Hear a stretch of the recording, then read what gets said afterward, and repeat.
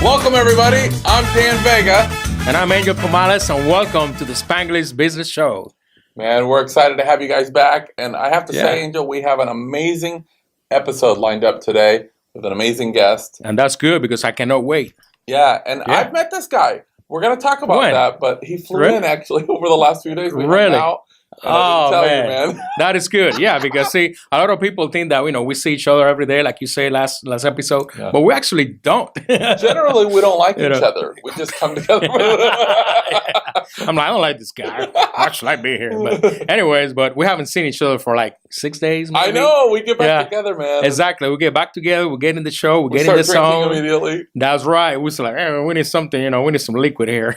So I have to say, I kind of feel like this show is kind of morphing into like Hoda and Kathy Lee on the Today Show. Really? Because, have you ever watched that? Where I watch it. Every time we start, 5 minutes before the show starts, Angel's in the kitchen in our office, and I hear like the blender going, and I'm like, what is he doing? And people are coming out of their offices where we work saying, that's right. What is happening? And then I know what he's up to. Yeah. But I never object because I got to be honest, it's the highlight of, especially today, highlight of my day. Yeah, and every time I make drinks, everybody wants a drink because they know when I do my mixing, it's off the chain. Yeah. So it's pretty good stuff. And you went all out today, man, with the parrot and the whole fancy, man. Yeah, that's how I do it, man. It's a pina colada. And it got some very good ingredients besides, coconut, juice, and it has pineapple juice and some real pineapple, from the islands. And, but I can taste these aren't virgin. They are not. Okay. They are not. Pretty strong. In my country, they call, do you want a pina colada loaded or unloaded? So loaded, you know what that means. Gotcha. So they're both loaded right now. See, my neighborhood loaded means something completely different, but we're not going to talk about that. Okay, we'll talk about it next time. So this is actually out of the show. A Puerto Rico specialty. Yeah, it's a Puerto Rico specialty. Okay. It's called pina colada. Yes. All right, man. Absolutely. Well, now I really want to go there because I've never been. But if I get more of this, absolutely. Yeah, and our hearts goes to everybody in Puerto Rico. All the families that have been affected by the Maria hurricane. It devastated the island. It's very sad. Mexico too? Mexico had an earthquake. Very sad. They also had aftershocks. Yeah, it's been bad. And it's been bad. They still got, there's a lot to go in Mexico. Yep. There's a lot to go in Puerto Rico. The island was devastated. San Croix too.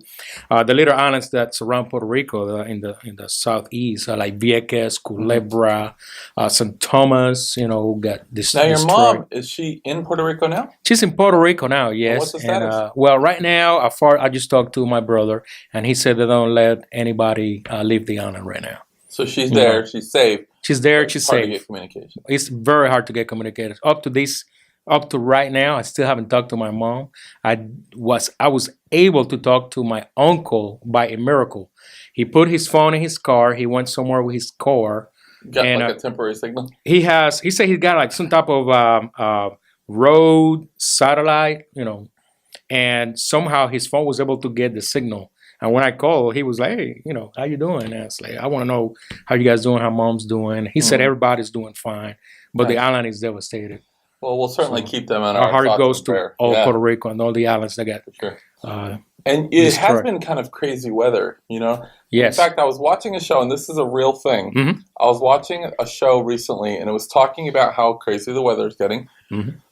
And it was talking about this invention that the U.S. has come up with where they shoot this high-powered laser. It's supposed to be like hotter than the sun, and they shoot this laser into clouds. Okay.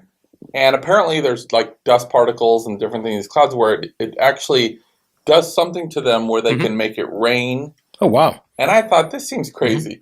But there's a movie kind of coming out about this, but it's a real thing. And so they show this video where they shoot this laser into this cloud, and it starts producing rain. And I'm telling you, out of this cloud, as soon as they zap it, there's like lightning bolts and coming out of this cloud, and they're saying that all of the advancement now, we can make it rain in certain areas that never have rain, or vaporize rain clouds in other areas where it's raining too much, which I know short term seems like a good idea. But my personal opinion, and I want to know what you think, I feel like that we're just overstepping our boundaries, man, as people. You know? Yeah, because that's kind of weird because, some deserts, you get your oasis, right? And everything else is desert. So you're telling me that with this beam of laser, you can hit a cloud, and next thing that oasis is going to have more greens around it. I mean, so it'll be no desert. Well, and what's the cause and effect of things? You know what I'm saying? It seems like right now we're controlling this area and we're helping this one area. But what are the broader spectrum of things? What's happening? I feel like when man starts messing with the weather, that's not good. It's the end of the world, basically. That's not good. I think we're overstepping our boundaries as people. That's my opinion. We're already super advanced as far as technology goes. Just like I was reading this week, and I was letting you know about. They have this nano chip that you can put on a telephone, and this was some company in England that tested this, and you can be in the middle of the desert where there's no signal, there's no power, anything. So you can get a signal on your phone, and you can actually receive a phone call through a satellite. I mean, that's pretty advanced. Yeah. They said when they did the first test, it came out perfect. They could hear the voice perfect. Everything was good. But of course, it's not for the masses yet. It's still in the test and evaluation. But our technology is going very fast. So when you make a call, how do we normally hear it? Is it through a satellite or no? I don't know. Yeah, I guess, but I don't know. But see, the thing is that some areas in the world, okay, you go to the rainforest, right? Just go in the middle of the rainforest. You're not getting a cell phone signal. You're not gonna get a signal. So with this chip, you are gonna be able to get that signal. Okay, good. So to better explain the situation. Man, so that's crazy. It is crazy, but it's good because like right now the hurricane like Maria, people with no communications with that advanced chip on the phone. Exactly. It'll be a lot better. For emergencies, I think that's a good technology there. Man. And if you get lost, of course, in the middle of the ocean. Yeah. A lot better. Okay. Yeah. Well. So that's about it for that. And what's going on with you, man? Your hair is all jacked up. Why are you talking about it? Does it look bad, really? Yeah, man. It looks bad or just different? Like, damn, what the heck is going on with you, dude? New. What you been doing, man? You've been working. You doing some housekeeping around here? What are you doing, man? I was mowing the lawn before we started filming. Mowing the lawn? No, honest to God, what happened was. Well, this will be good for you after mowing the lawn. I'm very particular about my barber. I have this guy that I go to, Dwayne. He's the man. All right. And he's been out of town and this and that, and we had some weather things, and I was out of town, and I just have not been able to connect. But at a certain point, I don't know how it goes for you, but at a certain point, without using like a whole bottle of gel, there's nothing I can do at a certain point. A whole bottle of gel. So okay. I have I have an appointment on Friday to get a haircut, but until then, it's like this is basically what's going to happen because it's not going to. So you don't go. No, man. No. And I figure, that's old school there. It's old school. Yeah. Not like busting out, my dad would bust out the Vitalis and the, but no. So I appreciate you. That's cool, man. Ripping on my hair. But we'll take care of you here, man. We'll take care of you in this show. Does it look like I've had a hard day? Or? No, you're good. I thought I was looking kind of like a surfer. I was like, what's up, dude? What's up, dude? That's crazy. Yeah. No, you're doing better, man. You're doing better. Okay. And the last thing I saw in the news, they got this supposed to be like a helicopter taxi kind of thing, and they tested this in Dubai. Now, the scary thing about this, you are not going to have actually a pilot. Somebody else is going to pilot it for you. So it's going to be like a traveling taxi. Instead of using your car, you jump in this helicopter, like a drone, 4 people, and it takes you to your destination. It's like Uber. But it's a helicopter, and it's a It's not a real guy piloting. It's not a real guy piloting. And if you guys want to know more about it, it's called volocopter. Volocopter. Yeah, volocopter. Trust me, I had to look at it like many times. Like, this is volocopter or velocopter? I have to say, I'm out. Yeah, you're out. You'll be flying and you're like, who's the pilot? Where the pilot? Look, I got a trustworthy pilot that's going to take me A to B in the helicopter. I have no problem. Yeah. But man, getting in a volocopter, it's like I dial on my phone and pick me up, and then some robot I don't know if the metrics on that. Hey, Bobby, why do you think they should bring it here and we can test it? I'll test it out. See how we have a landing pad on the roof. Yeah, I know. No. So all the paint came from. Okay, anyways. All right, well, look, man, I'm excited about our guest tonight. So I have to tell you how we met. Part of being a success in business, right, is not just the right education, which is very important, but it's also having the right strategic alliances. It's about growing your network, your level of influence. That's right. Yeah, absolutely. And so the other day I was doing something, and some people know that in where we're living now, I run a meetup group on meetup.com. Not like Match.com. I'm not dating, but it's like for entrepreneurs. And Meetup's really cool. I don't know if you're using meetup.com, but man, anything that you want to find on Meetup, there's a group for it. Oh, like if you're like I'm on it. If you're like a gay pirate that likes to knit on Wednesdays, there's a freaking group that does that. I mean, anything you want to find, it's there. Honestly. That's good. Yeah. And so I started a business meetup. I don't know where that came from, gay pilot that wants to knit. I was just, but I started this meetup group, and we have about 160 entrepreneurs that I conduct once a month. And I don't charge anything. My rule was to never monetize the group. That's good. Something that will give them 2 hours of business strategy, education, alliances to give back. Oh, that's awesome. To the community. You don't see that everywhere. I mean, that's pretty good. I feel like so many people move into an area and they're like, how much money can I make in my area? What can I, but the fact is we're part of the community as well. Oh, right. And Absolutely. so we want to do what we can for our communities, and I feel that is very good. Responsibility. That's awesome, man. So it's neat. But what was interesting is I connected with a guy a couple of weeks ago, as you know, and I'm going to actually show you a crazy picture in a minute. Crazy picture you might not know about, but so a couple of weeks ago, I'm looking forward to that. We got asked to go to this Latino event. Yes. Right? Yeah. And I was the keynote speaker there at this event, and it was really great, man. The food at this place was unbelievable. Tell me about it. Right? Yeah. The tamales and the tamales. Tacos Oh my God. Empanadas. I mean, you name it, man. The food was off the chain. Man, I don't know, man, but the food was amazing, man. It just super So food. we go to this event, and green chili. I have to. I get. We were there for a charity, and we got into kind of the spirit. And so some people know that I work with an institute that helps entrepreneurs and business leaders. It's a university called BLU University. And so I got into the spirit, and I actually wound up giving away a certain amount of scholarships, full scholarships to not only Latinos, Hispanics, but other minorities that could use it. That's awesome. And it's interesting because I said up to $60,000 is what I'll donate to this thing in scholarships. And like 15 people took me up on it. And I already paid for everything. So I reached out to a few on Meetup group. I kind of put it out there. And a guy calls me from Dallas. Wow. He runs a Meetup group for Hispanics in Dallas. And he's got about 1,600 members. He's a real mover and shaker in the Dallas area. Nice. He reaches back and he's like, hey, what's this all about? And we just get to rapping on a phone. And he says, hey, man, what are you doing this week? I'd like to come down and see you. And he says, maybe in a few weeks we'll connect. I said, sure, man. You know? That's good. That's good. By the time we got done, he's like, okay, I'll be there Monday. So like 3 days later, we don't know each other. He just flies in. And we hang out, go to dinner, hang out for a couple days. Yeah. And this is a really great alliance for me, and I'm sure will be a great friendship. Awesome. But this person, he does a lot of he's a deal maker, right? So he works with, like myself. So he's making it happen.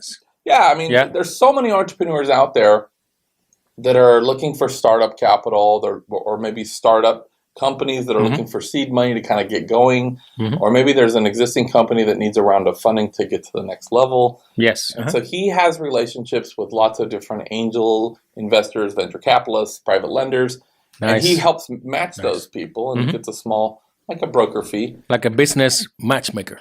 A business matchmaker.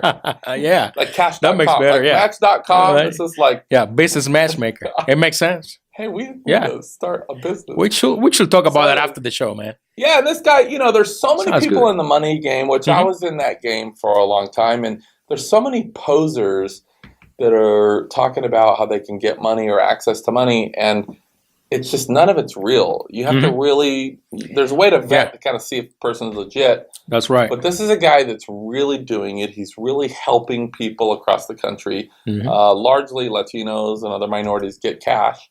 That's good. It's really amazing. And I can't wait to talk to him, man. Yeah. Well, he's not coming on today. I was just telling you about it. Oh, no. We're done. I was like, wait a minute. But I want to ask you a question before we bring Ruben on. So, should I get ready for that question? Yeah, no. I want to ask you this because it's been really bothering me. So, that's not good.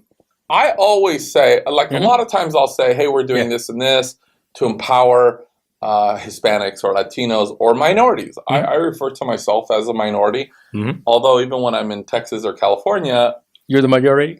white people are the minority, right? But that's right. Still, I don't. It doesn't offend me. In other words, okay, if somebody mentions me or puts me under the umbrella of minority, I don't feel like lesser. It's just like okay. Like for instance, I had a home in Springfield, Missouri. For a time, we lived there briefly. Oh, nice. And Springfield is 96% white, and between all the other races, African American, Asian, Latino, it's 4% total. So you go to a restaurant, there's not one Latino, one black person. It's just different. Yeah. I'm not complaining. It's good or bad. I like a little more diversity where I live, but it's just the way it is, right? So when we talk about minorities, it doesn't offend me. I don't get offended, but the reason I'm bringing this up, I'm talking to this young guy that I've been working with in my office. Okay. In his 20s, young African-American guy, sharp guy. And so I was talking to him about working with minorities and blah, blah, blah. And he said something to the effect of, black people don't like to be called minorities. And I was like, well, what do you like to be called? He says, well, we like to be called, black or African American. But we feel like if you refer to us as a minority, it's less, we're like lesser, it's a lesser thing, or we're not up to something. And I don't know, I just have never felt that way. What's your take on that if somebody says like, we're helping minorities or... Actually, I feel proud of my heritage and being a Hispanic. I mean, it doesn't bother me. It doesn't faze me. Like, it doesn't bother me at all. Maybe in the area that we're referring to, or maybe in the United States at all, maybe we're in a minority. It doesn't... I don't think anything about the race. Yeah, I never... But for some reason, he was saying that the largely, in his circles, he's like, man, that might not be a good phrase to talk about, because... we're equal to everybody. And I was saying, that's not really what we're referring to. Yeah. So I don't know. Yeah, well, all depends, everybody knows I'm from Puerto Rico, but the way, we grew up, we learned to love everybody. Right. It don't matter what color you are, it don't matter where you came from. I mean, that's how we grew up. My mom and dad teach us how to do it. So, and then I came to the States, and I've been in my minority ever since, of course. But, it just don't bother me. I mean, I feel proud of my heritage. I feel proud for where I'm from, and and I never had any issues. I mean, well, and I think that we all feel that way, including this young gentleman that I'm talking about. I don't think he's looks at one race above another, or he's not proud of his heritage. But I think just he's saying the term minority could cast a negative light, and some people would feel like, ooh, and it's like, okay, I've never heard of that, but if that's a thing, maybe it's a younger generational thing. I'm not sure. It could be. It could be. It could be the way that he learned in school. I mean, it could be the way he was brought up. I mean, I don't know. I don't know either. But so if you have a thought on it, if you want to chime in to this conversation, let us know. What do you think? Let us know. Yeah. Go to our website. Hit us up at info@spanglishbusinessshow.com. We'd love to hear your feedback, because I'm just That's right. I've been thinking about that, and then I'm like, maybe I shouldn't be saying this, because I say that a lot off stage, minority. So I'm like, man, maybe it's me. But anyways, okay. I guess we're on the same page. All right, well, let's dial Ruben in. We're going to dial Ruben. All right. I talked to him a bit ago. Okay. He was literally driving in a rainstorm. So let's see if we can... So what is his name? His name is Ruben Ledesma. Ruben Ledesma. Ladies and gentlemen, so we're going to dial Ruben. Here we go. Let's see if we can get him. It's live here. Make sure I dial the right person. It's ringing. You never know. There it is. Ruben, how are you, my friend? I'm doing well. What's up, Ruben? Angel here with Dan. It's storming. It's storming good. We just had a thunder boomer coming in. It looks like it's going to even get worse. So now, are you outside, or are you in a car, or are you safe? I'm going into the car right now, because where I was in, it's loud. I wanted to make sure you guys are able to hear me. Right on, man. Well, welcome to the show. I was telling our viewers a little bit about how we met on meetup.com, not to be confused with match.com, and the importance of building. You were the perfect match then. See, we were just talking about business matchmaking. And now you say, yeah, you were the perfect match. I like that. Say, that's Ruben, awesome. Good you start. are very attractive. Dan's profile said, I like taking walks on the beach, pina coladas, and dancing in the rain. And I thought, man, I have a few friends that would like to meet him. You know, I have to tell you, it's funny that you mentioned that. So we always drink on the show. I don't know if that's a thing that we're supposed to be doing. However, Angel made these homemade pina coladas, and we're actually drinking them right now while we're talking to you. So now people think that's true, but I do like long walks on the beach. Sorry, dogs. I should have stayed an extra day just so I could have enjoyed. Yeah, and by the way, they're loaded too. Yeah, you know what I mean. Strong, man. Yeah, they're pretty good. Hold on, let me take a sip real quick. Go ahead, Dan. So, Ruben, let me ask you a question. Obviously, you've had an immense career. You've done a lot of things as a speaker, entrepreneur, investor, lots of things. But before we get into that, tell us a little bit about where you're from, how you got started. You know, I'm from South Texas, born and raised in the coastal bend. Hurricane Harvey hit near where I lived as a kid. I'm from Corpus Christi. Oh, Corpitos. Born and raised in Corpitos. Corpitos. So, started school there, went to Catholic school in elementary, then public school, junior high, and then high school as well. I graduated from high school in 1981, which seems like forever, 2 days now. Well, 3 days, really, but who's counting? So then I went to a junior college there, and from the junior college I went to Texas A&M in Kingsville. So I'm a Jabalina, and nice. My claim to fame from that college is that I went to school with Darryl Green, who played for the Washington Redskins. Oh, that's awesome. Neat stuff. A lot of neat stuff. Super nice people. So was he a stud in school or just after?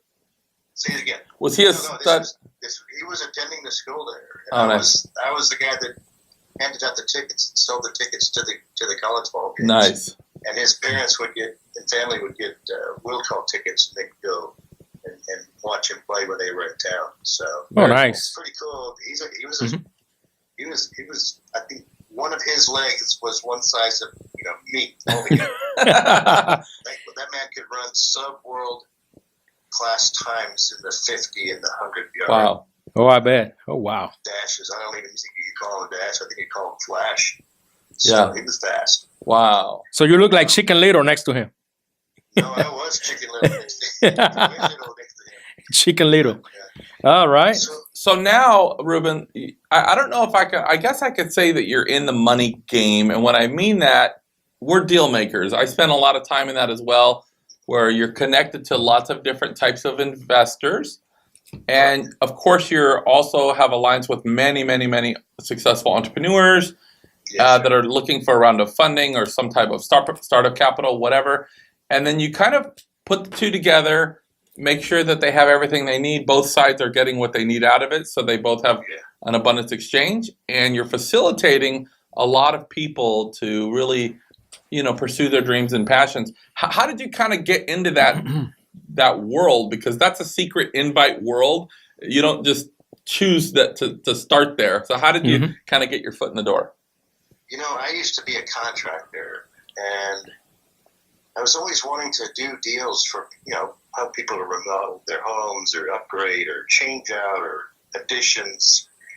And I would get all these great deals, and they would sign them, and then what inevitably would kill the deal is they couldn't get financing at the bank.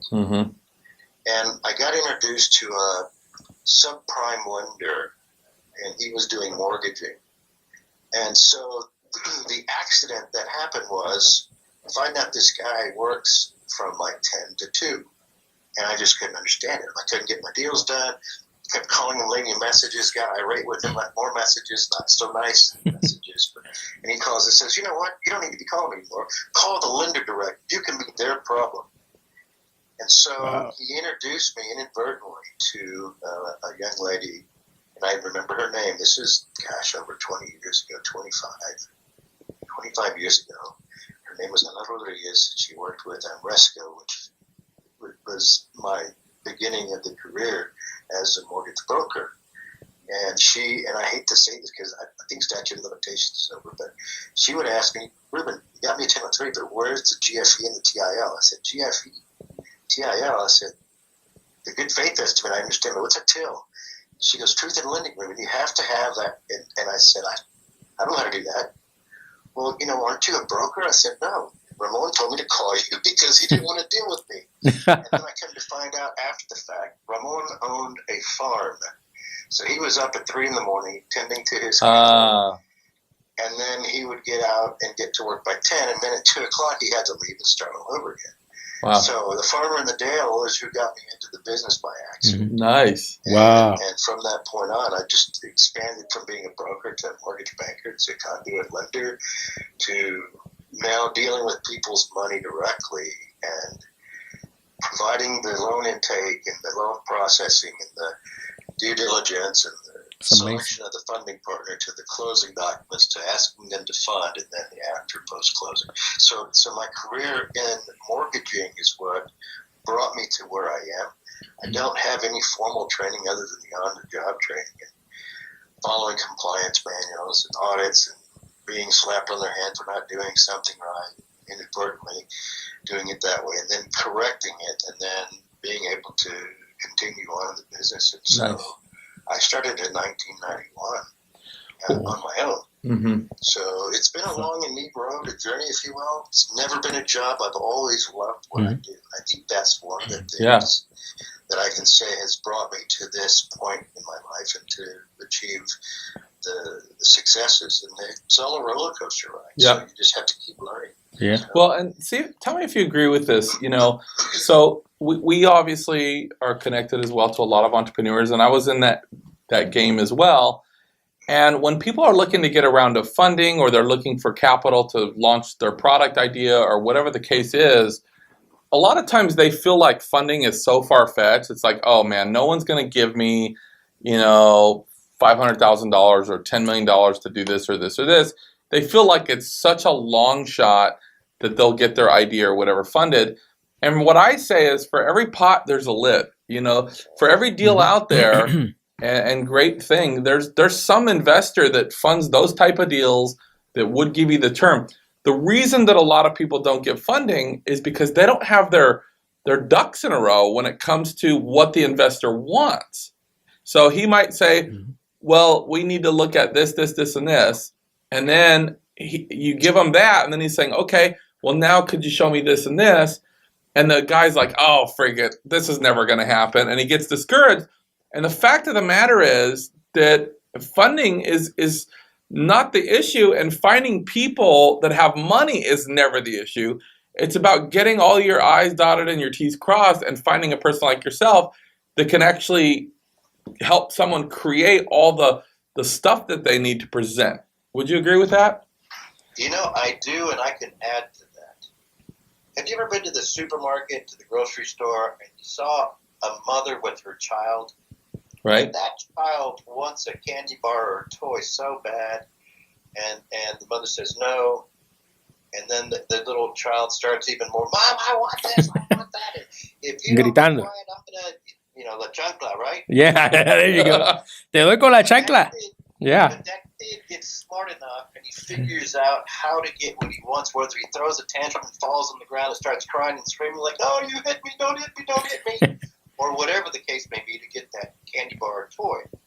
So my encouragement to the guy or gal that's trying to find the funding is be like that child. Of course, don't look like an idiot, but do anything and everything within reason and being ethical and legal to get that money, to get their vision or their dream to become a reality.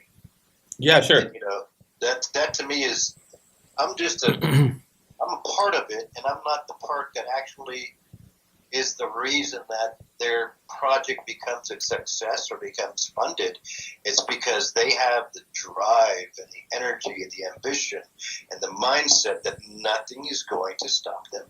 Sure. And nothing is going to prohibit them from achieving their goals, their dreams, and then goals. Yeah, sure. So it's. I'd like to think I'm the reason they make it.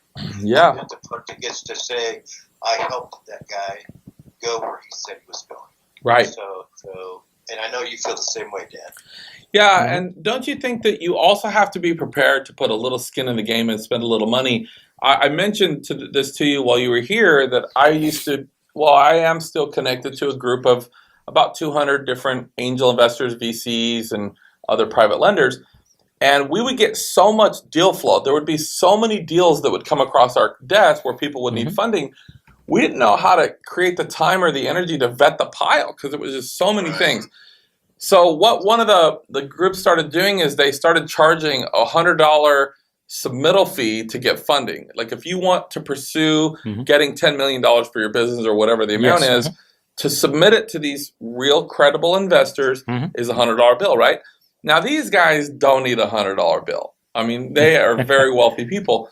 But the reason they did that is because they knew that if somebody's not willing to spend $100 in their vision, what's the real belief system behind their plan, right? That's right. Yeah. And it was interesting because the pile went from something like this every week to like this, which was actually great because we get to look at less stuff, less garbage.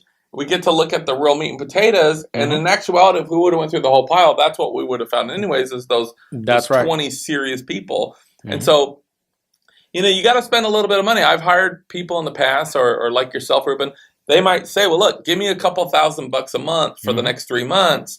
Let me get all the paperwork, all of your ducks in a row, all your paperwork in order.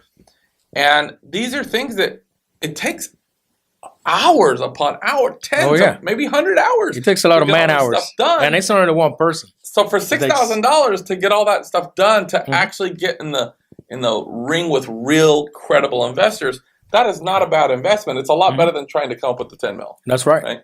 I'm with you on that. I believe that wholeheartedly. Yeah. I mean, I get some guys that you feel for because they've got a great vision, they've got the idea, they know what they got to do. They don't have, and they've been in business for 2 or 3 years. They just don't have their financials, profit loss, balance sheets. They don't have their bank statements. They don't have any reconciliation of any of all accounts receivable, payable. I mean, all the things that I look at, they don't have any way of showing me in a packaged format. They have the raw data, but they're the technician. They're the expert at what they do. They're just not educated in ignorance is not bliss, but when you're good at something, you tend to be very good at something, and then you're deficient in other areas because you're overcompensating for being an expert at what you do. So they do need to understand that it takes money to make money, number one. Number two, the very little that you have to pay to have your books, your documents, all formatted so they can be translated to the language that the funding partner understands. It takes money, and if they can't understand that, well, then they have to be taught. I don't think that they're necessarily trying to be stingy with their pennies, but I think they have pennies and they need dimes, and so to get to the dimes, they have to have a nickel, and they don't want to spend the nickel. That's a good point, Ruben. That's a good point, Ruben. I like that. Now, to tell our viewers, because I know the way you started, it was not easy. It's not a easy business what you're doing. So how effective has been your communication with your people that you're selling to, people that you're dealing with? How important is that communication for your business? So I work with both sides of the fence. The first side is the guy that has the money and is sitting in a portfolio, and it's making 2 to 3% sitting in the bank if they're a high net worth individual. Otherwise, it's 0.8%, I should say. And so what I've had to learn is how to speak their language. And their language is, what am I getting for where I have my money? And so I've done primarily real estate-based transactions. We're secured by the property that's being used as collateral to guarantee that the money will be paid back. And I say, what's the worst thing that can happen to you in the stock market? And then they tell me, the stocks go to hell in a handbasket, and I lose all my money, and then I have nothing. I said, that's right. What's the worst thing that can happen to you in real estate? And I say, you're going to get property that's worth $100,000. Oh, you're going to lend us $70,000. This is just easy numbers so the audience will understand. So it's $70,000 all in that we've lent to a property that's going to be worth $100 when the work is done.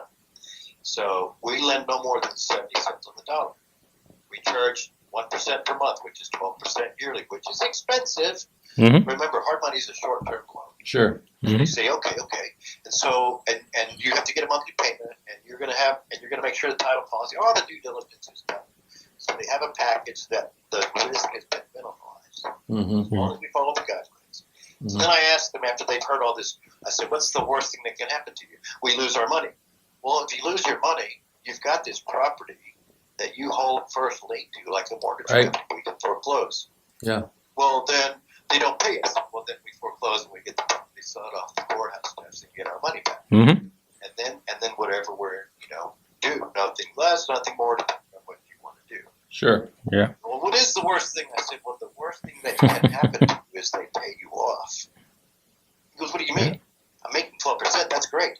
Yeah, but if you go and they didn't realize that bankruptcy and real estate foreclosure trigger some clauses in the promissory note, and they can, instead of now 12%, they have post-judgment interest, plus late fees, plus attorney's fees, plus anything to maintain that asset.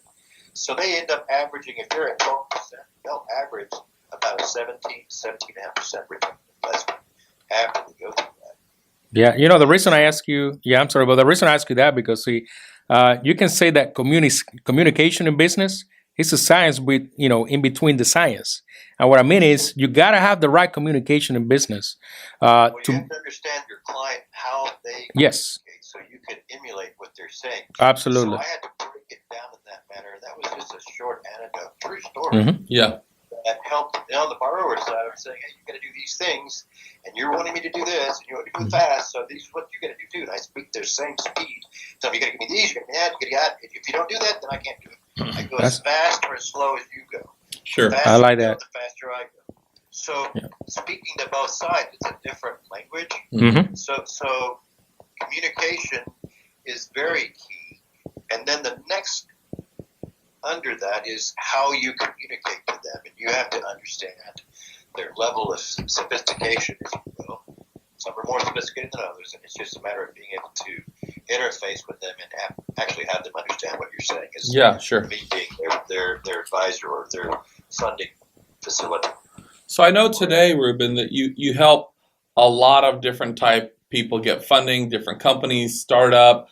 I know when you started, it was primarily real estate, but now you're doing deals into the 9 figures, and you're playing in the big game. But it wasn't always that way. And also, you seem to be, even though you help everybody, you seem to be a real advocate for Hispanics. What inspires you to kind of help different minorities? And do you feel like that Latinos have somewhat of a limiting belief when it comes to business and success? Ledesma is a name that is Spaniard by conquering the Spanish. It was in the Spanish Inquisition time frame that the Ledesma name family, and I should say part of that country, because there's a little pueblo in Spain that was captured by Spain.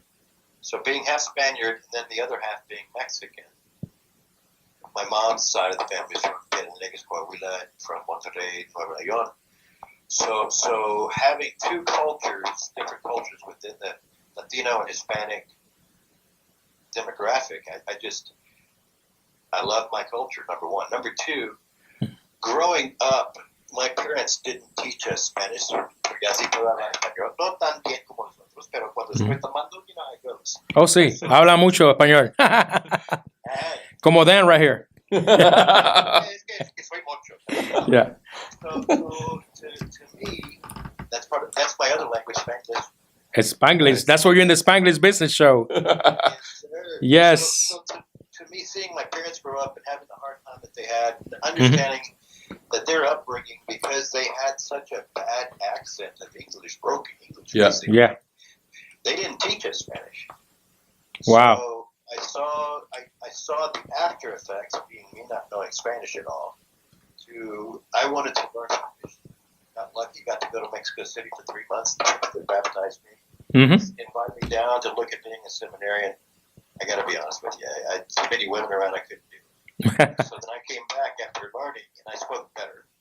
Joined the military because I ran out of money for college. Went overseas to Europe, Germany, and so it. Did you join the Army, Navy, Air Force?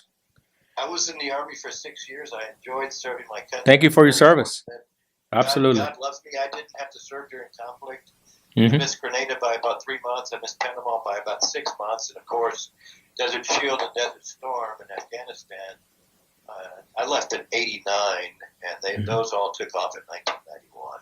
Wow. So for the 6 years I was active duty, very blessed to not have to serve in conflict. That is good. Some of my buddies not so fortunate, and so I think we should be giving them those thanks and appreciation. Sure. And I do thank you for saying thank you. So absolutely, those neat things are pretty cool. And then my parents let me learn Spanish by sending me out to Mexico City. I came back. I loved it more because now I can speak to all the first years. And they said, "Hey, you're not from here. You don't speak it like us." You tell them you went to Catholic school? Yeah. Hey, I went to Catholic school, man. Hey, those were my favorite friends. I'm a santo, right? I'm a santo. Santo Cristo. Santo Cristo. Amen. Amen. Oh, so, man. Ruben, let me ask you a question. Do you feel like, though, a lot of times in the Hispanic community, they think hard work, labor, get a job, they think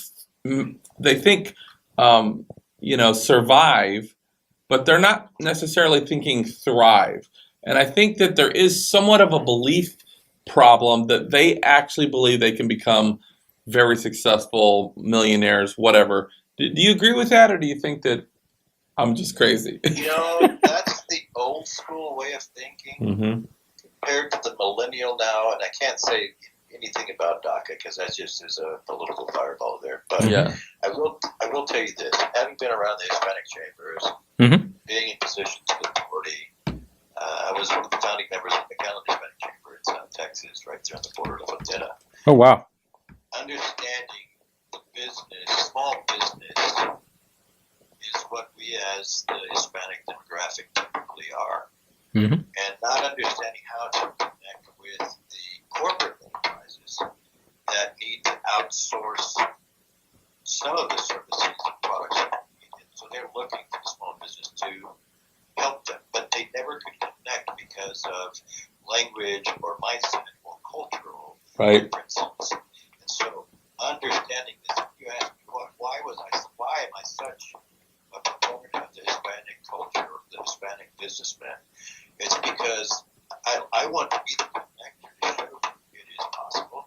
I have been the connector. I was invited to some things here in Dallas. The DEA, it's not the DEA Drug Enforcement Agency, it's Dallas Entrepreneurs Association. And because I was president of the Mesquite Hispanic Chamber and vice president of the Allen Hispanic Chamber, I didn't realize I had a Hispanic chamber in Allen. That's how white people could get here to there. No disrespect to them either. But because of my position, because you can tell I sound educated through college, I sound educated. I can speak well. They want to know, can you come and talk to us about how to do business with your people? Right. I'm like, what? With my people? You mean with small businesses that are part of my chamber? Yeah, with your people. I said, let me tell you something, sir. We're all people. So are you my people too? And he kind of figured I got offended by it. And I was. And it wasn't that I was trying to be ugly about it. I'm thinking, we all have businesses. And in business, it's all one color. It's green. Yeah. And it's just a matter of connecting with each other, whether we're Hispanic or non-Hispanic. And if we know how to communicate properly, like you've been asking me, what is it that helps you? Communication. It is paramount. It is very important. And knowing how to communicate with each other is just real simple. Sure.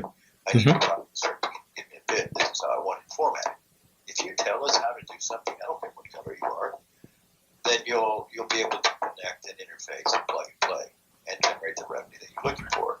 Now, that being said, the difference for us is that we don't like using credit. We don't like taking out loans. We don't want to have a bill that's due every month. We want to hurry up and pay it off. And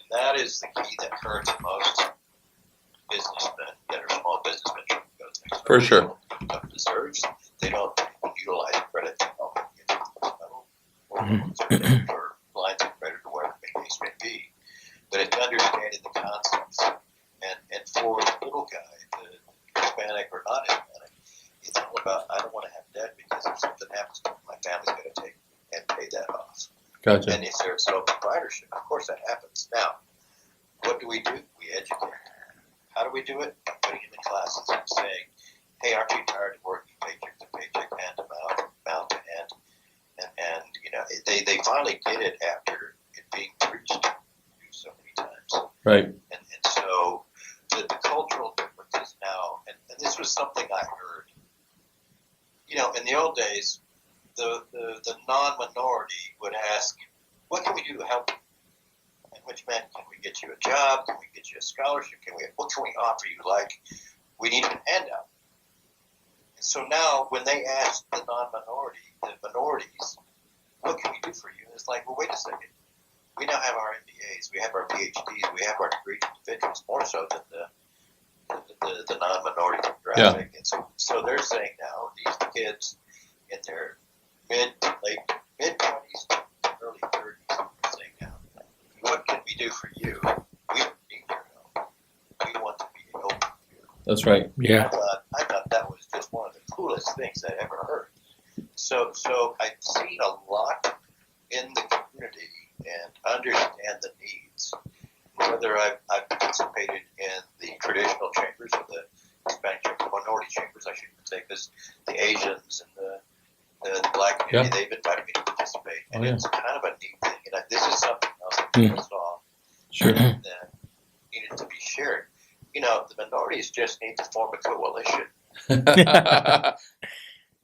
That's right. We were just talking about minorities. We had Dan asked me, how do I feel, you know, by being a minority in the United States. You know, I want to share that with Ruben. And Ruben, real quick, I want to ask you a question, because we were in the beginning of the show, we were actually just discussing what you're bringing up. But let's take a quick break, and when we get back, I want to talk to you about more about your coalition. Okay, and I want to hear your answer. On that one, stick with us. We'll be right back. More with the Spanglish Business Show in a minute. All right, hang in. We'll be right back.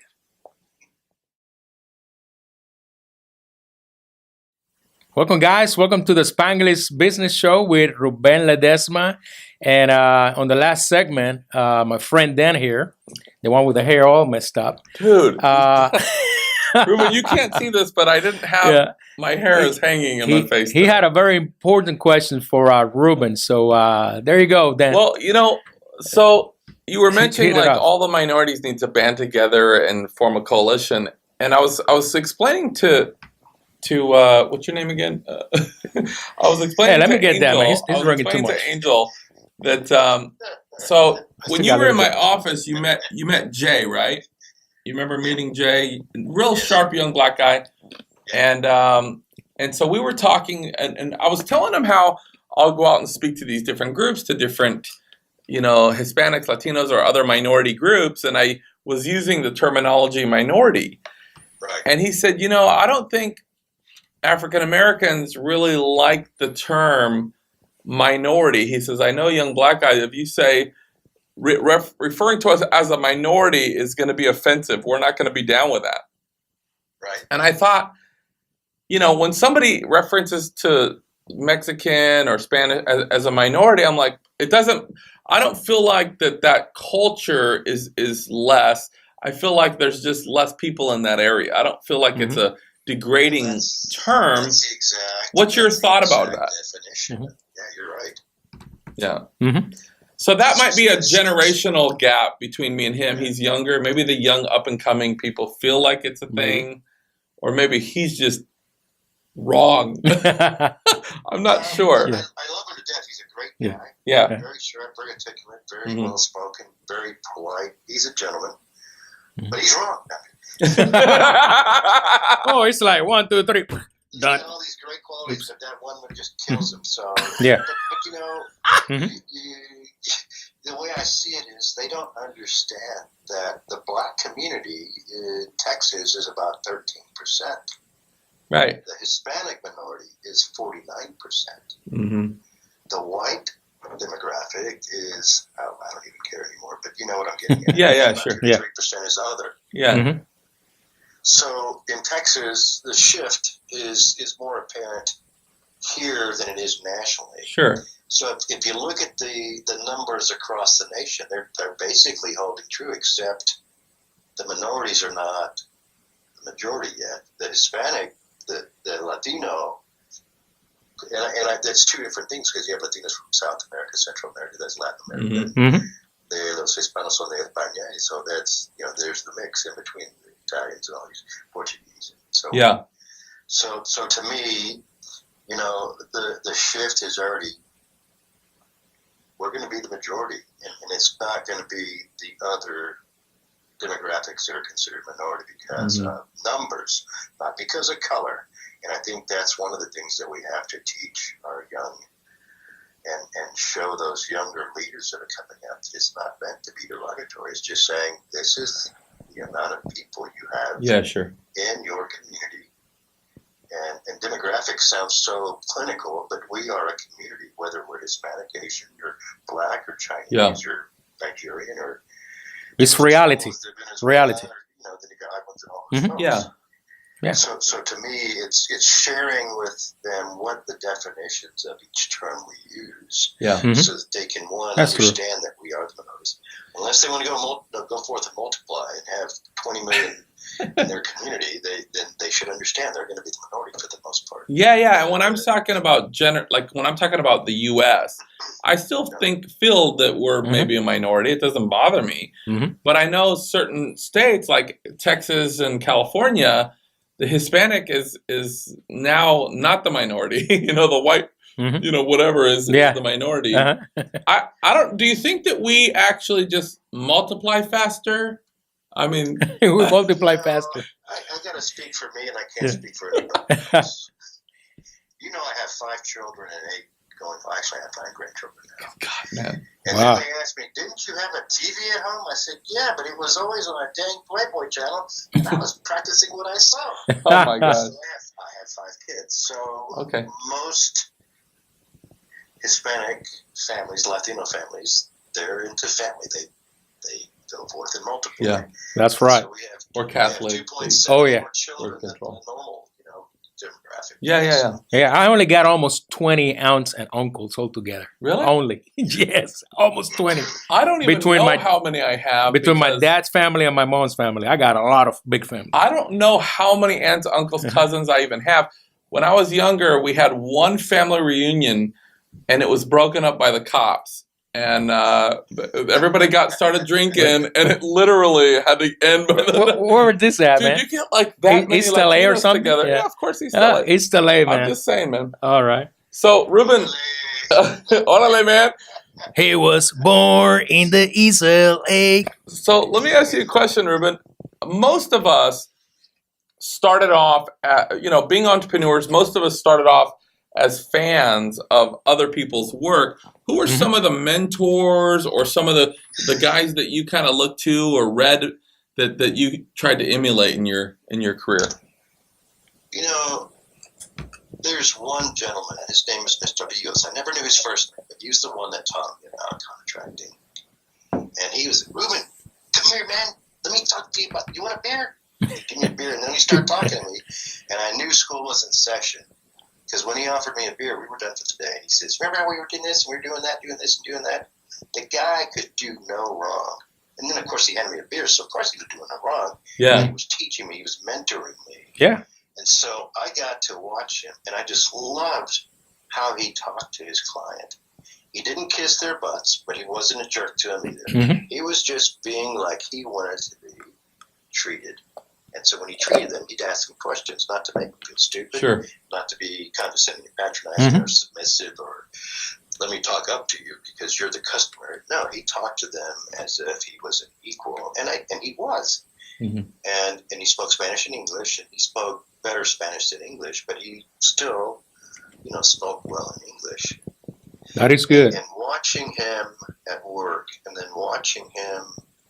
When I say at work, I mean he had 3 sides to it. One was the businessman who talked to the client, schmoozed the client, showed them things, gave them ideas, let them make it their own idea. Right. And then he got to work and he put his contractors, or he did some of the work himself until he got older. And then, so he wasn't just a guy who told you what to do. He was a guy that got in there he was like working superintendent, basically. Sure. And then the finish up, it was like he was the consummate professional and say, okay, I just want to make sure we talked about these things that you wanted.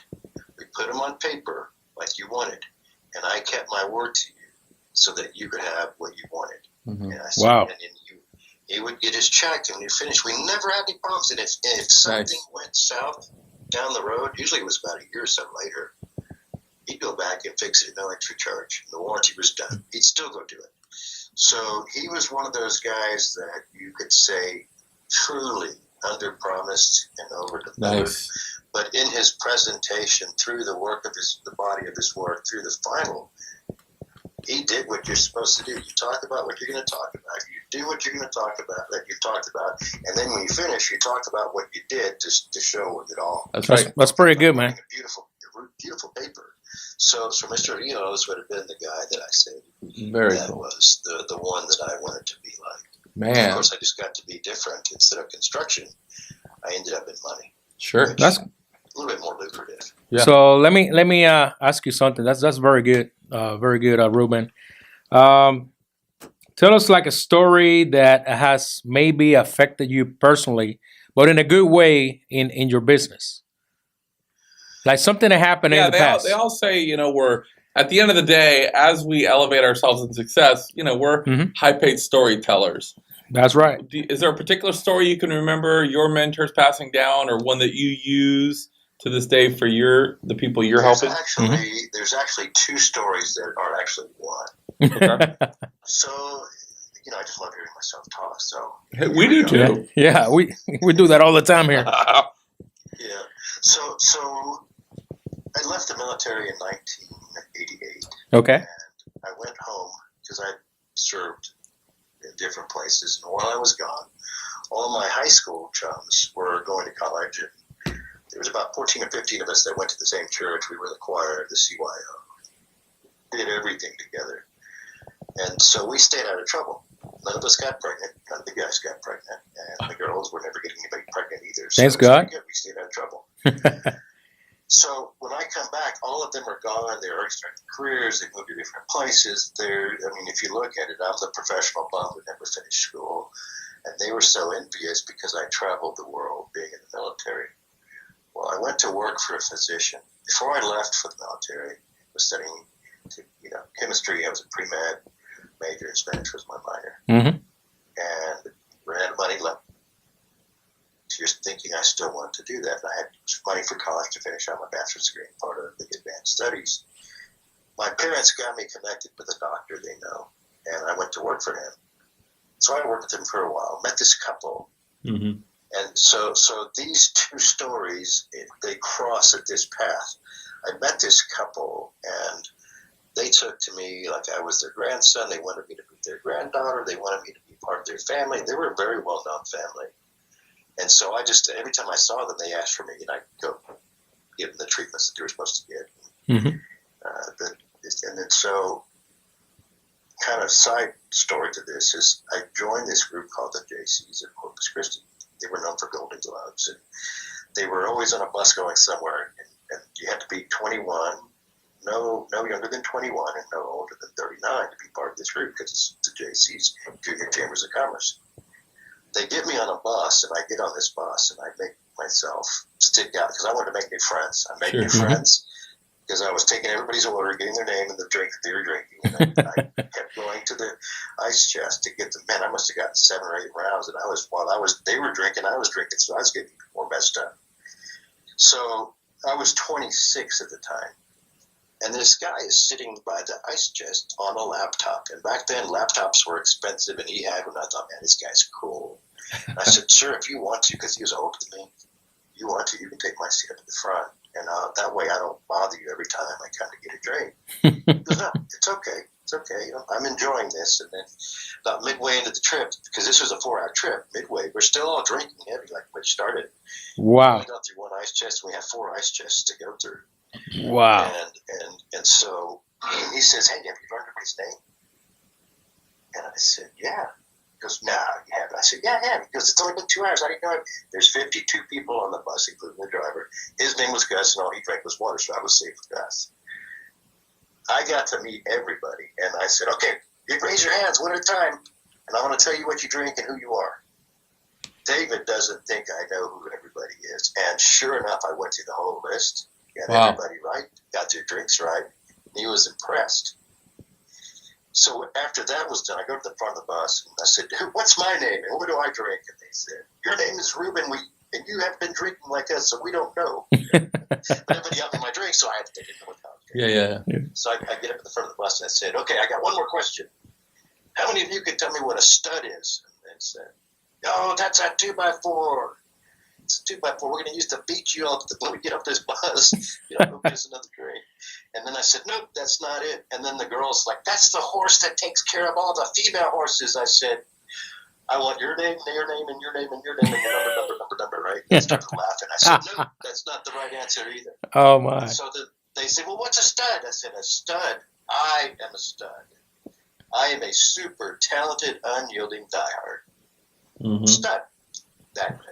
They all started laughing. Oh, go get us a drink. So Dave remembers this, Dave Rios. And I come back home, and then about 3 weeks later, that couple that loved me and I loved back passed away, one right after the other, a week apart. And I was telling Dan about this, that the broken heart syndrome, the doc said it really was not scientifically explainable, but it's true. It happens. Sure. And so Dave had been chasing me, calling me, hey, Ruben, why don't you come work for me? And I was kept telling him, no, I'm not wanting to be a doctor. I'm not that far away. I just got to finish up a few courses and I get off to med school. And he says, well, but I'd really like for you to work for me. I said, well, Dave, what do you do? And he says, well, I'm a loan broker and a consultant. I said, okay, Dave, what do you do? Yeah, what's that? I was just a chemistry guy. I didn't know diddly squat. He goes, what I do is put together business plans and spin it for fun. I said, Dave, I know nothing about that field. I'm a chemistry student. I work for a physician. I'm not being paid a lot of money, but I'm wanting to pursue this. So he says, I'll call you in a couple of weeks. Just think about it. We'll go to lunch. I'm just thinking about it. I'm like, no, there's no way in hell I'd do that. So he chases me for about 16 weeks. And about a week and a half prior to the last call he gave me, this couple had passed. The part that I could not deal with, and you asked me, what was it that brought you to this point? Basically, what was it that affected you? Sure. Those two people passing hurt so much that I didn't want to be a doctor anymore. I didn't want to have to deal with the death, dying, and grieving process. Granted, we all faced it once or twice, even. Well, for me, it'd be about 7 to 10 times. Right. Because I have 5 brothers and sisters, and there's 5 of us and my parents, and then other family members. Well, you know what? Dr. Ledesma doesn't sound too bad. No, that would have worked. That's a good name, man. I'm a PhD at BS, so That's what happened anyway. So these folks pass, and he calls me, and he says, Ruben, this is the last time I'm going to call on you about coming to work for me. Let's have lunch. And I said, Dave, I still don't know what a loan broker and consultant does. And he says, and we referenced this a little bit earlier, he says, what I do is I look at people's dreams. They say they have this dream that if they could do this, they would be the best at it. They just need the money for it. I take those dreams and I put them on paper. And then I put the numbers together, projections that they tell me that they think they can achieve. And once I write that story up, I give it to the banker and he tells us yes or no. And the light went on. I'm like, well, why didn't you tell me that to begin with, So I agreed at that Dream point. facilitator. Yeah. That doesn't sound bad. Wow. Well, that sounds easy. You gotta put it that way. We got all kinds of good ideas on this show. Wow. Yeah, well, so I felt like a dummy when he put it that way. But Huh. and I asked him, why would you pick me of all people? There are people that have educations that Sure. have marketing degrees. I was a chemistry background. I didn't, I could fill prescriptions. I could do all kinds of neat stuff, treatments, floated in and out of surgery. And the blood and guts I thought was cool. And we were fixing stuff. Of course, the death part is what killed it all for me. Yeah. But doing this, you can fix the money problems. You can't fix the health problems. And so from that day forward, I've had a blast. I've had a wonderful career. Yeah, there have been some skink times. You know, when the Big Short came out, the subprime market tanked everything. And, I mean, I was glad I got out of it. I don't know what made me. I just got burned out. God was telling me, you need to get out of this business. And so I got out at that time. But really, with that story, I love it because you showed a sincere personal interest in others and took the time. It wasn't about deals or, hey, opportunity. It was about, I really want to take the time to get to know these people, know their name, know what drinks they have, a little bit about them. Then other people notice when we do that. And it noticed so much that, you know, you got on somebody's radar that wouldn't take no for an answer.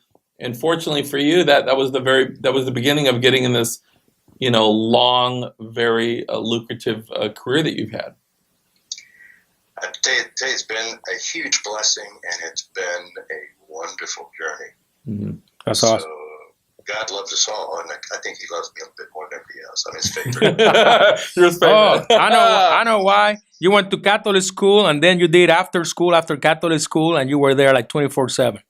You were praying every day, every night, every morning, every lunch. We feel honored because now we can literally say we actually had God's favorite on our show. I think he was a monjito. I've interviewed celebrities in the past. Yeah. I think you were a monjito.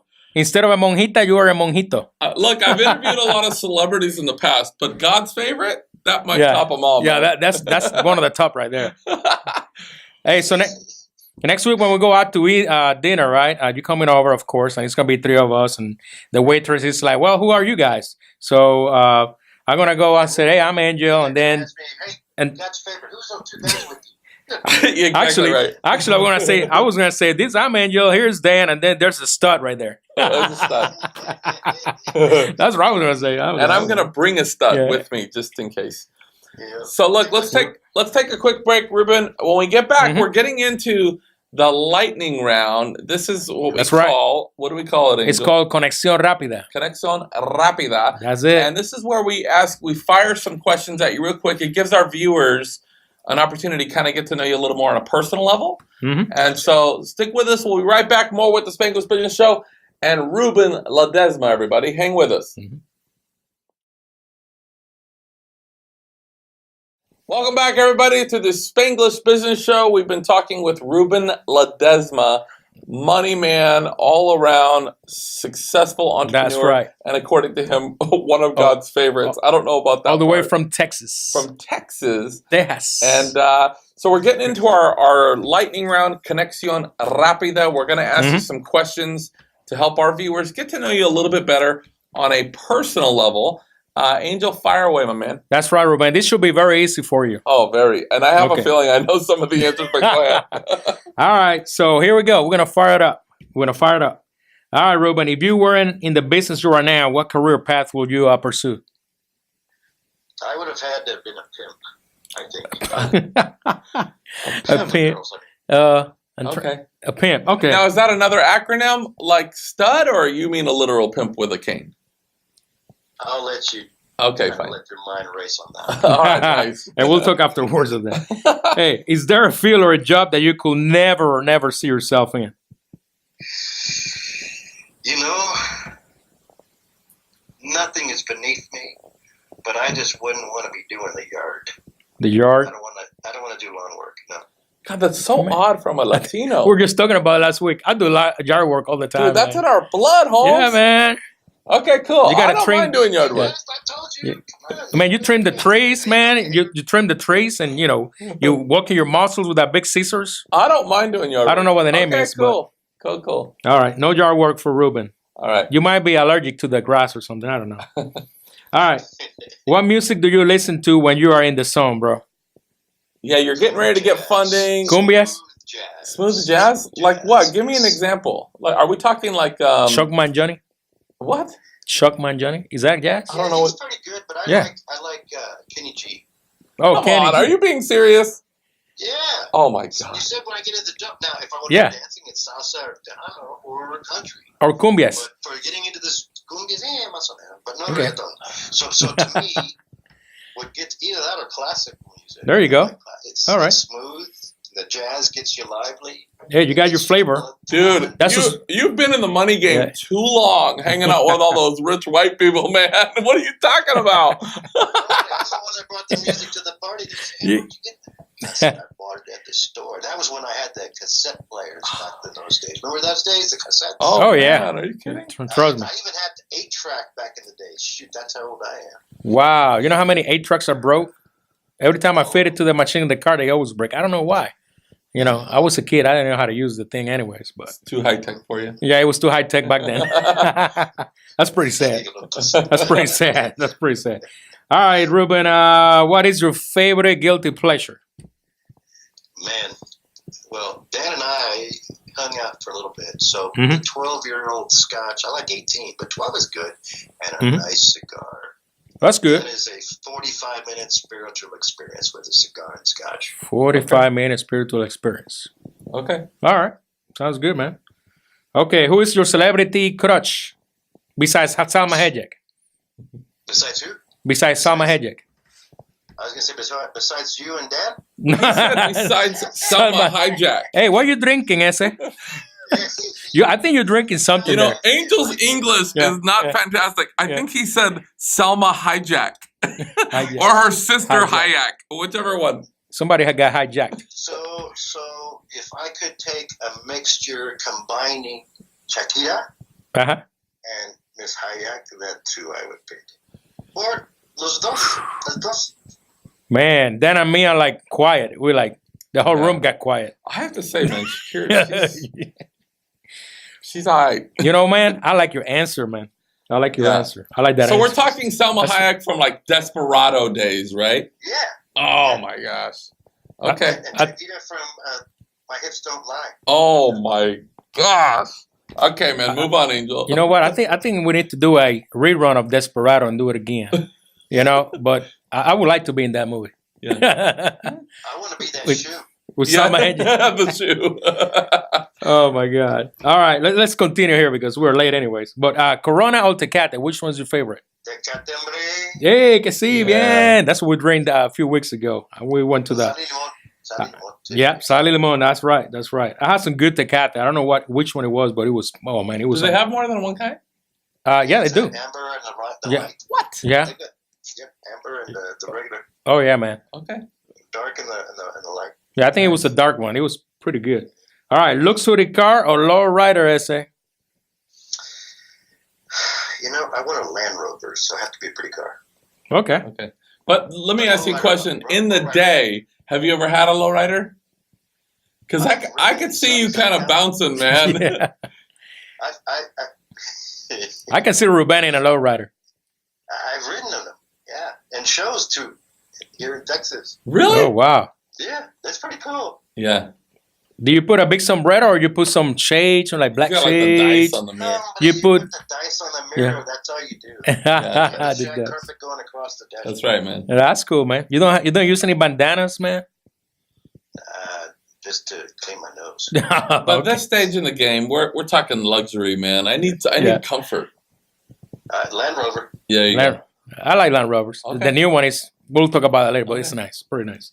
All right. What about food here? Menudo or chicken noodle? This is getting me hungry. Menudo. Yeah, man. Question. Gotta have menudo. Cebolla, limón, y tortillas de maíz con el menudo. You know, we have like 9 out of 10 in this show. All the guests, they always go menudo.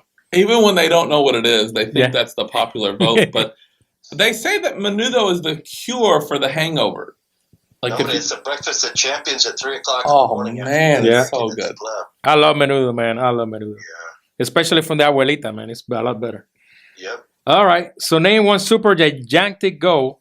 Did I say it right? Gigantic? Gigantic. Yeah, my English kind of messed up. I'm still learning. Gigantic goal that you plan to achieve in the future, in the near future. You know, I've been approached by the Alumni Association for the college I went to. Okay.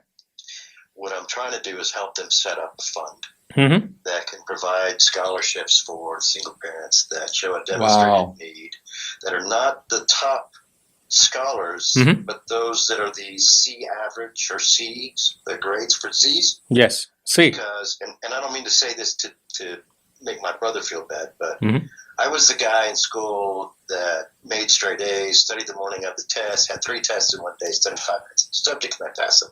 Wow. My brother always worked his butt off to make the grades he made, and he always made a C or B. Mm-hmm. So he's not dumb. It takes him longer to get the knowledge, but he gets to keep it. Me, I've probably forgotten probably 90% of what I've learned, but I do know what I do, and so I enjoy it. But those guys that get those grades don't typically get the scholarships, and they don't.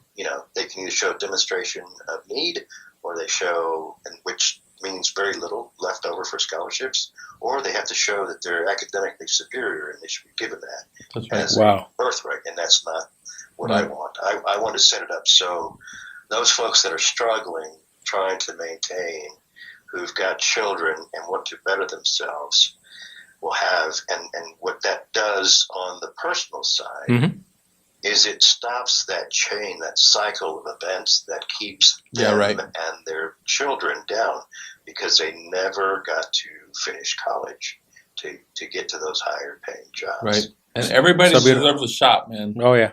It's a beautiful thing you're doing, man. So I'm starting out. We're going to see how it goes. We're looking at raising some funds. We're trying to.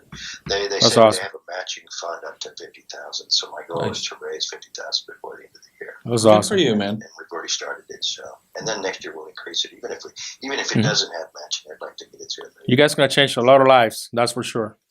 Yes, sir. A lot of lives. All right. Last question, Ruben.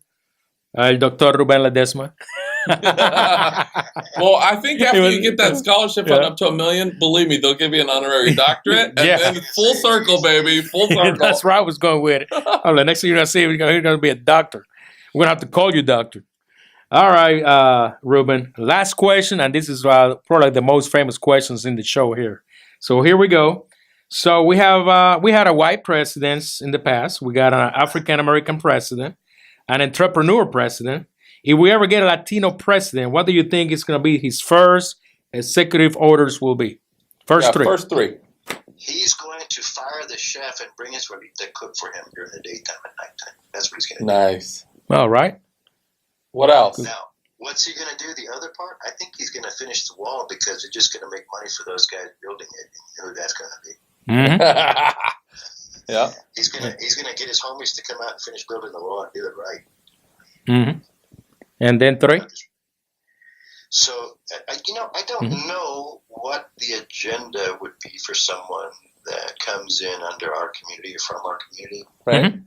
But I just know that because he has gone or been put through so much, that he's going to unify the country, not divide the country. I think he's going to bring all people together to work together. And it's going to be about the people and not the government anymore. Right now I see it being about one person, his family, and their little kingdom is slowly cracking and fissuring to where I think it's going to fall down. Do I wish him ill? I don't wish him ill. I wish he would get his stuff together and quit acting like, he's entitled. And some of us have done things in the past that make us look like we're the guy that walks on water, and some of us have not. And so I think he's finding that what he's used to doing in business is not working in politics, and he's got to do something to change. I don't want anything bad to happen to him, but I do want him to understand that we are one people. We're all American. We're all individuals that make up this country, and he can't get around that. He can't just be self-serving. He's got to be a servant leader. Certainly needs to be. To do that. Yeah, it needs to be more about the people. That's for sure. Well, listen. So, go ahead, Ruben. Bringing us back to it being a president from our community, of our culture, I think that person's probably going to do something that erases or mandates the killing of racism and dividing the country. I think it's going to be something where we have to do together something that brings us back together to overcome any issues here at home or abroad and overseas in any foreign countries that don't like us. We have to be more about ourselves, but by developing ourselves in a humble way, not in a arrogant or selfish manner is what I see. Yep. So that's what I see. Nice. All right. So where can we get more information? For our viewers out there that are watching the show, they feel inspired. You're a guy that got into something that you absolutely love, and they say when you love what you do, you don't work a day in your life, and certainly you're living that. People that are looking and saying, it's time for me to cut bait. It's time for me to get in the game. I want to maybe start pursuing what I love. I want to really go after my vision. Any parting words to our viewers? There is a smart, intelligent, articulate man that created this website for me. We bought the domain just recently, I would say Monday. And it's called getyoumoney.com. Getyoumoney.com. Nice. Now, that doesn't mean that I'm going to give it to you, but it just means I can help you get the money. So Get You Money will be up and running probably in about 2 to 3 weeks. Nice. So keep checking, but Get Your Money, I'll set up an email, info at getyoumoney.com, and that's the way to get in contact with us. Nice. So that guy that brought that together is a brilliant guy. Wow, awesome. We're going to keep him anonymous to protect the innocent. Thank you. Angel, you know who that was, right? He appreciates that. I know. Right? He appreciates. That's brilliant. And we were all just like, whoa. And then it was available and like double whoa. Yeah. So he gave me that. So Nice. Anything I can ever do for him and his audience, then I'm wanting to help out. That's awesome. Thank you so much, Ruben. So getyoumoney.com. Yep. We're going to post that as well. And I'm sure you can also connect with Ruben on LinkedIn, Facebook, things like that as well. Connect with him on LinkedIn, man. It's a great opportunity. Even Meetup. Get connected. We don't have to be thinking about just our local community anymore to do business. Me and Ruben connected, and he happened to fly out. Yeah. Guys. Yeah. Just because the group's Hispanic professionals of Dallas doesn't mean you need to be Hispanic, doesn't mean you need to speak Spanish. Both sides of the fence want to connect. And we were going to talk about coalition, and I'm going to make this real short. Yeah. Go ahead. Yes. Join Meetup. Join any and all organizations that you want to be a part of if you want to connect with them. And then find out what they need and see if you can connect them with somebody else that provides that if you personally cannot provide it. Or you can say, hey, I know somebody that knows how to do that. And like Dan and I have been doing back and forth, we've been helping each other. We just happen to be from the same community. So that's how we came to know each other. And in Dallas, we have close to 1,000 members. Wow. That's powerful. Very powerful. So always remember that. So like Meetup and LinkedIn, Facebook, you're better off catching me on LinkedIn because I'm rarely on Facebook anymore. But LinkedIn would be the best. And it's Ruben Ledesma Jr. and it's spelled in Spanish, Ruben Ledesma with an S and then the Jr. Nice. So awesome. I appreciate you guys. Yeah, man. We're so glad to have you on the show, man. And definitely come back, would you? That's Not right. only on the show, but come back and visit. And let's put some deals together, man. That's right. We've done that already. I know, I heard. We're going to get you some piña coladas, so don't worry about it. We're going to save you some. No. I need scotch, bro. Oh, we got it. It gives me gas. We got a full stock bar here. We got you, bro. Trust We'll me. take care of it. That sounds awesome. Thank you so much, Ruben, for being on, man. And thank you. We appreciate it. Thank you so much to our viewers Super, Ruben. for another episode of the Spanglish Business Show. Always my friend. It's a pleasure to hang out with you. And we'll see you next time. That's right. And one last thing. Get it in there, baby. We're going to get it in there. We want to say we love Texas. Harvey. Yes. I went in there. We love you, Texas. We love you, Mexico. We know we had the big earthquake. Yep. And we love you, Puerto Rico, and all the little islands, and also the Virgin Islands. We love you all. Everybody's in our prayers. That's all I got. Hey, in the old country, when they sign up, they say buenos nachos. See you later, baby. Okay. Buenos nachos. Buenas nachos. Take care. We love you all. Bye.